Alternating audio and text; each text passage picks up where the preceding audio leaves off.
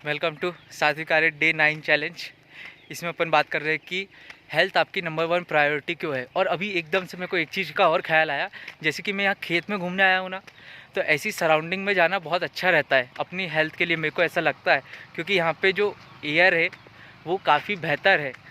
जहाँ मैं मतलब जैसे मेन रोड पे रहते हैं तो वहाँ से ये बहुत बेहतर है। क्योंकि यहाँ पे जब मैं एयर लेता हूँ, मतलब ब्रीथ इन करता हूँ, तो मेरे को ऐसा रुकना नहीं पड़ता कि मतलब ऐसा नहीं लगता कि कहीं कोई, जैसे कि मेरे ब्रेथ में भारीपन सा है, वैसा नहीं। यहाँ पे बहुत लाइटनेस है। जैसे कि अगर मैं ब्रीथ इन करूँ या तो लाइटनेस, बहुत हल्कापन है, इसलिए मेरे को ब्रीथ अच्छे से ले पा रहा हूँ और छोड़ पा रहा हूँ। और फिर यहाँ पे अच्छी अच्छी जैसे चिड़ियों की आवाज़ें सुनाई देती रहती है। यहाँ पे पूरा हरा भरा रहता है, तो ग्रीनरी देखने से भी काफ़ी अच्छा फ़ायदा होता होगा। मेरे को पता तो नहीं है, मगर लगता बहुत अच्छा महसूस होता है।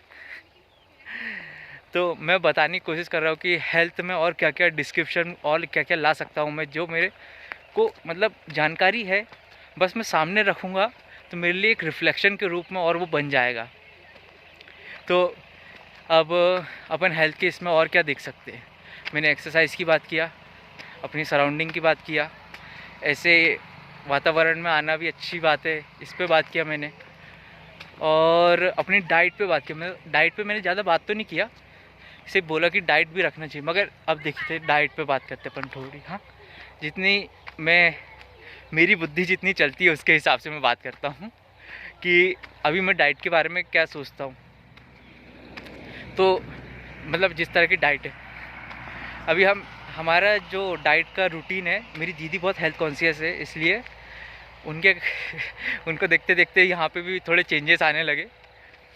उनका क्या कि उनका जो डाइट का रूटीन है ना, मतलब वो उनका ऐसा है कि मटकी में खाना बनेगा, ऑयल फ्री रहेगा, मतलब कोई तेल का खाना नहीं, बिल्कुल भी नहीं।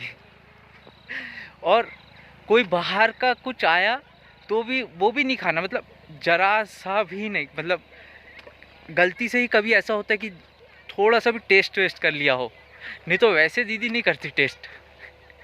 तो और उसके बाद जो हमारे घर पे ऐसे सीधे गेहूं की रोटी बनती है, वैसे भी नहीं बनती। क्योंकि क्या, जो अपना ग्रीन वेजिटेबल्स अपन खाते हैं ना, उसमें ओमेगा होता है, ये मैंने सुना है। तो वो अपना डाइजेशन को और बेहतर करता है। तो जितना आप ग्रीन वेजिटेबल्स खाओगे, सब्जी भाजी खाओगे, कंपैरिजन टू ग्रेन्स, मतलब जो अनाज वगैरह होते हैं उनके कंपैरिजन में, अगर आप जितना ग्रेन्स के बदले, मतलब ग्रेन्स थोड़ा सा, अगर आप इतना ग्रेन्स ले रहे हैं तो इसके डबल कटोरी आपका वो होना चाहिए ग्रीन वेजिटेबल्स। ऐसा मैंने सुना है डॉक्टर से। तो इसलिए हम भी कुछ इस तरह से ही खाते। तेल का खाना तो बनता ही नहीं है, ऐसा लगता है। बहुत ही कम ऐसा चांसेस होता है कि जब कोई तेल का खाना हो, जैसे कि माताजी या फिर पिताजी में तेल का खाना हो तो तभी तेल का बनाएंगे, नहीं तो घी से बनाएंगे या तो खाना, या फिर पानी वाले से, मतलब वाटर वाले खाना बनाएंगे, वैसा बनता है। तेल का इस्तेमाल नहीं करते। और फिर अब अगर अपन आगे और बात करें तो क्या डाइट में और मेरे को जानकारी नहीं है ज़्यादा डाइट के बारे में, मगर जितना मैंने बताया ना चाहता था उतना बताया। और भी बहुत सारी चीज़ें, मतलब जो डॉक्टर, एक फिजिशियन आई थी, वो अपने आप को वो, मतलब मैं उनको बहुत रिस्पेक्ट भी करता हूँ, प्रैक्टिशनर कहती है वो, कि हम प्रैक्टिशनर हैं, ऐसा एकदम डॉक्टर वैद्य जैसे नहीं बोलते। तो उन्होंने खाने के बारे में बहुत सी चीज़ें बताई थी, तो वो मैंने डायरी में लिख के रखा हुआ, वो डायरी मेरे पास रखी भी हुई है। तो उसमें से मेरे को पढ़ के मतलब इम्प्लीमेंट करना है। अभी पूरा ऐसा इम्प्लीमेंट किया नहीं है, मगर थोड़ा बहुत स्टार्ट कर चुके हैं। जैसे कि किस तरह का खाना खाना है ये भी बताया था।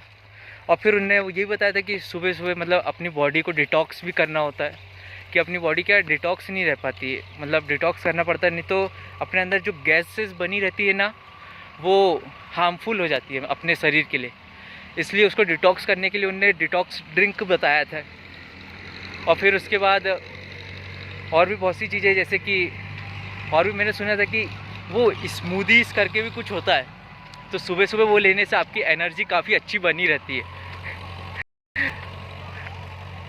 और बाकी डाइट के बारे में और क्या बता सकते हैं, थोड़ा और जानने की कोशिश करते हैं कि मैं भी इम्प्लीमेंट कर सकूँ और ज़्यादा जल्दी जल्दी याद आ जाए। और कुछ और मेरे को पता नहीं है। हाँ, एक रूल है जो मैंने सुना है, बाकी उसे इम्प्लीमेंट मैंने किया भी है। उसका ऐसा है 8 8 और ऐसे कितने 8 8 और बाकी कितने बचे फिर 8। अरे नहीं, फिर ऐसा नहीं है कि वो इस तरह से है कि आपका एक समय का जो डाइजेशन में आपको 14 आवर्स का ब्रेक रखना चाहिए और फिर उसके बाद कुछ खाना चाहिए, मतलब आपका पेट खाली रहना चाहिए। तो ये आपके लिए अच्छा रहता है, ये मैंने सुना है। तो वो डाइट का नाम क्या है मेरे को पता तो नहीं।